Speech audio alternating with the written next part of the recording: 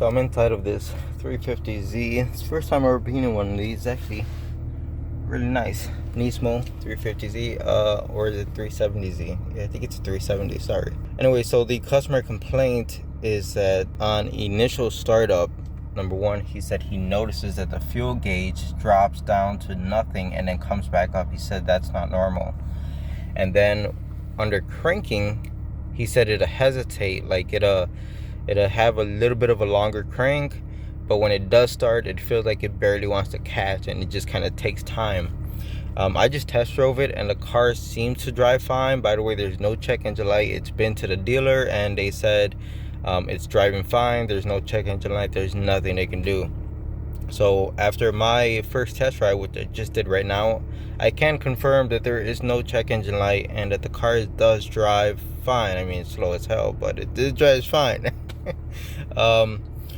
So based off of what the customer is saying, I don't want to jump the gun here. We got to test a few things, but I think we're dealing with a low fuel pressure problem, because over the phone he was telling me that he feels like all of the injectors went bad. He said that's what it feels like. I feel like that was more of, some Google search and he got an answer and that's what he's assuming, but I don't think he's that far off from the correct path of what's actually going on here. I think this is a fuel pressure issue.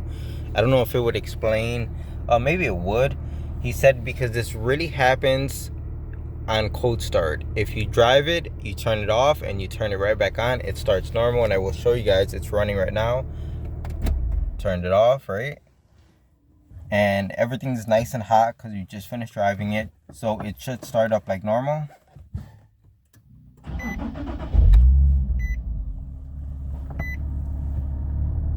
And to me, it seemed like it started up just fine, no issues at all. He said if you let it sit enough to where the engine has to do a cold start, that's when it really acts up. I guess my first step would be, let's see if there's an easy way to tap into the fuel line so we could check fuel pressure right now. And then we have something to compare it to when we're on our cold start and see if we actually are losing fuel pressure. He told me he wanted to change all injectors. I'm like, it's highly unlikely that all your injectors went bad at the same time. So really nice looking car, guys. I've always liked the styling of these, especially in this white color. I don't know what it's called, but it looks really nice. Ooh, fancy. Yeah, I test drove it and let's just say I was expecting more. It didn't feel like it was particularly fast. Let's just say I feel like my K-Swap CRX, if I ever get it running, feels like it would be faster than this. Just did a full system health report, and indeed no codes related to this issue that we're having. Alright guys, so unfortunately I don't see a data PID for a fuel pressure sensor. This engine may not have one, so that sucks. All I did find was fuel temp sensor, fuel level sensor, and fuel pump relay, which we're not really looking at this stuff right now. But let's go ahead and start it.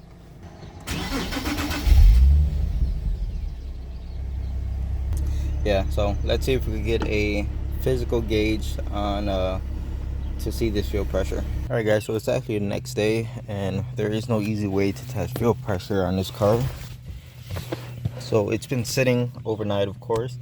Like the owner said, once you got a cold start, that's when it really acts up. So I don't want to prime the fuel pump right now, so I'm gonna go straight for trying to start it because I am suspecting we have a fuel delivery issue. So pushing the clutch, start.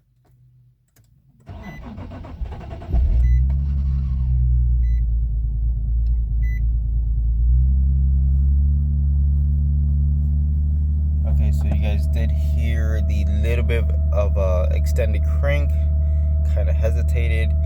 And even when it started, it wasn't running great. And then it took a few seconds for the fuel gauge to appear, how much fuel's in the car, like the owner said. He said that's not normal.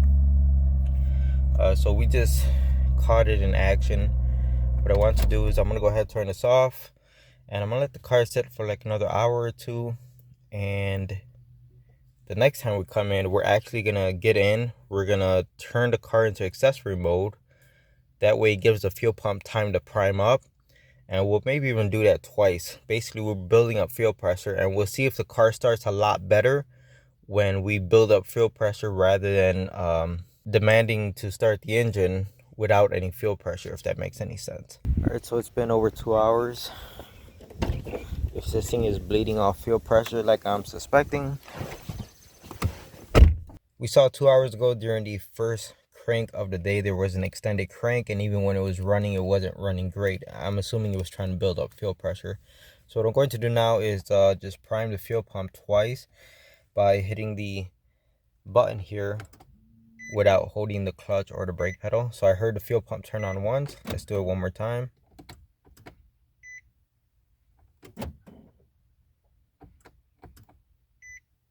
I don't hear the fuel pump doing it a second time. Maybe it's programmed to only prime once. At any rate, I did hear it prime. Oh wait, there it goes. Okay, so that was the second prime. Now let's hold the brake, push the clutch all the way in, and it should start with no problems. Yeah, I'd say that was a much better start compared to the first time. I didn't feel an extended crank. I didn't feel like it trying to start, and then when it did, there's no hesitating. It just runs like normal. So I'm suspecting this thing is going to need a fuel pump assembly, because I believe these cars are a returnless type system. So if it is losing, you're probably thinking, what if it's bleeding off in the injectors? Where if it were, we would probably have misfires and maybe even a ton of smoke coming out the exhaust if it's dumping all that fuel into one of the cylinders. But that's not the case. We don't have any of those symptoms.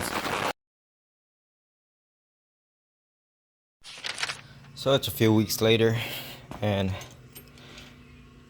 370Z is back. Owner bought a OEM fuel pump, so that's the job for today. We're gonna go ahead, put the fuel pump in, and hopefully it fixes this car. We're about to find out. So here goes our original Nissan fuel pump. Looks like it came with a new O-ring. That's nice. And I tell you what, this is one nice looking car. I really like the way these cars look. They are just beautiful. So apparently the fuel pump on these things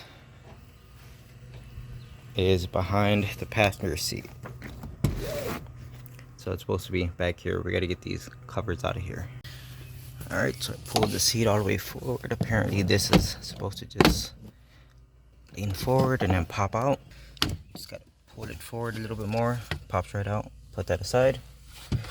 And this is supposed to just pull right up. I just hurt my hand. All right, pretty easy.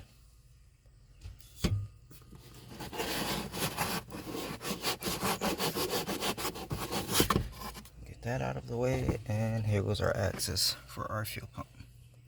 So before just yanking the fuel pump out, I wanted to get a fuel pressure reading. This is kind of like the easiest way to do it right at the pump, since there's no other way to get a decent fuel pressure reading on this car. So everything's connected. Let me go ahead, prime the pump, make sure we have no leaks, and see what the pressure is. All right, so I did hear the pump cycle. So far so good. I'm not seeing any leaks. Let me get it to cycle again. So far no pressure on the gauge, and still no fuel pressure. Oh wait, there goes the pump. So that's 3 cycles already, and first of all, that cycle is really short. It's like 1 second, and still no pressure on our gauge.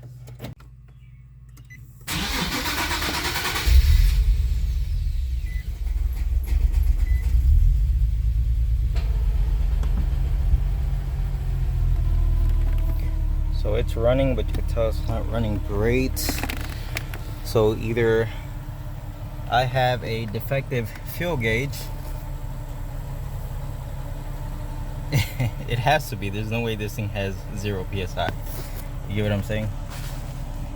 Alright, so attempt number 2. There is a Schrader valve inside of this line right here where it connects. I went ahead and removed that Schrader valve because there was fuel pressure on this side of the valve, but nothing going into this line. So we eliminated that. Let's see what happens when we prime the fuel pump.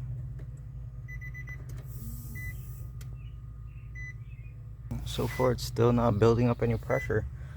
Let's try to start it again.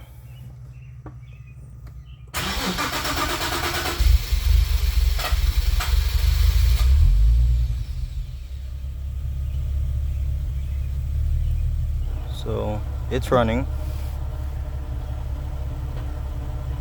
and the fuel pressure gauge is still reading nothing.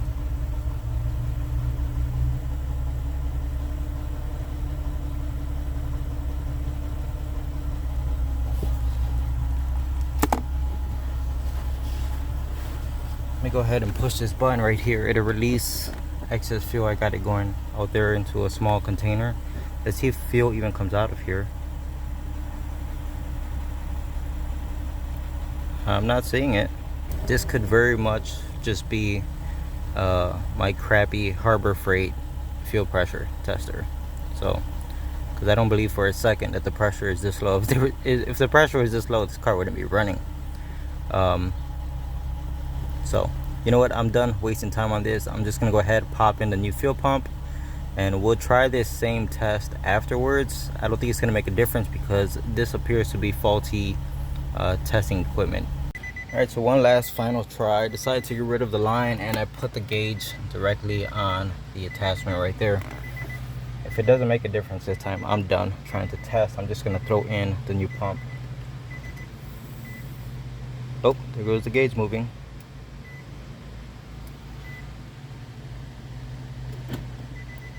I'm gonna cycle it one more time. So the problem lies somewhere in that line, the extension line I was using. Another fuel pump prime. So after 2 primes, we're up to 10 psi. All right, let's do a third prime. After 3 primes, we are up to about that's probably like 13, 14 psi. Let's try to start it.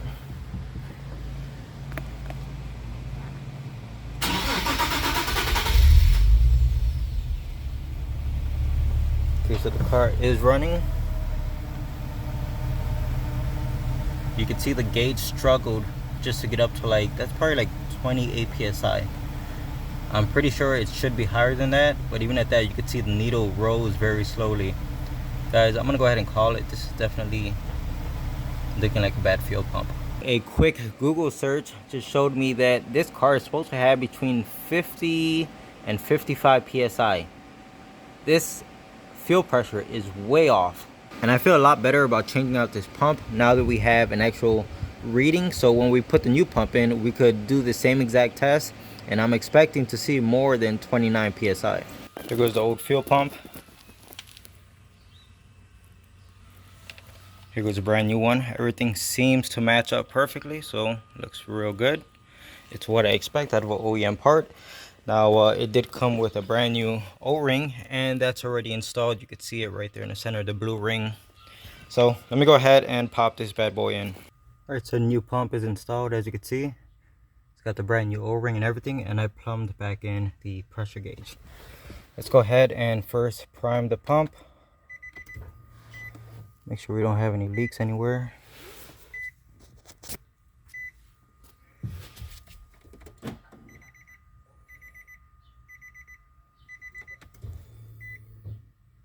All right, I can see fuel pressure starts to go up. So I'll do it again. So basically 2 of the first primes were up to almost 20 psi. It's like 19, which is already better than before. We'll turn it off. We'll do 1 more prime. Look at that, guys. We're already past 40 psi. Look at that. It's like what, 41, 42? Already way better than the old fuel pump. Let's go ahead and start.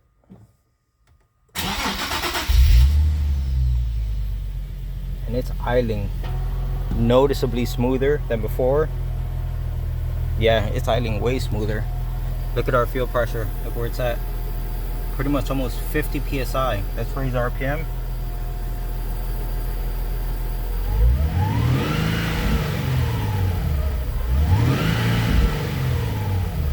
Nice and consistent. The fuel pressure is not dropping, guys. That's a fix. Let me go ahead and wrap up this job because, like I said, the fumes are starting to kill me. All right, so the fuel pump job is completely wrapped up. Everything is put back together. Let's go out for a test drive.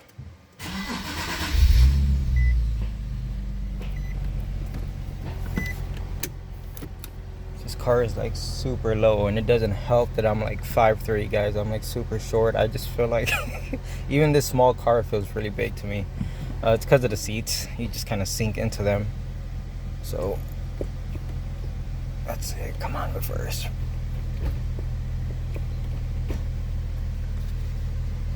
It's nice that this car has a backup camera into the mirror. I don't know if that's factory or not, but it does help because you can't see crap. At least I can't see anything out this rear view mirror.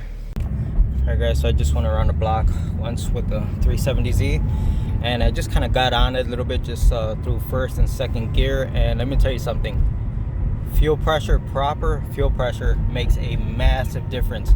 This car, I'm not, don't get me wrong, I think my CRX will still whoop this thing but it's a night and day difference. This car feels like it has a lot more power now with the correct fuel pressure, so that's going to be a fix, guys. The car is a lot more fun to drive, a lot more enjoyable now. It definitely feels like it has more power. What I'm going to do is let the car sit here before I call the owner. I'm gonna let it sit here for a few hours, maybe like 2 hours, and just leave the windows down, let everything vent out, because you know the smell of gasoline is still in here lingering. So I think it'd just be a good thing to give it back to the owner without that smell. So, but guys, I'm really happy with the way this turned out. We have our proof of before and after as far as looking at the fuel pressure gauge, and the test drive confirmed all of that. This car has all of its power back.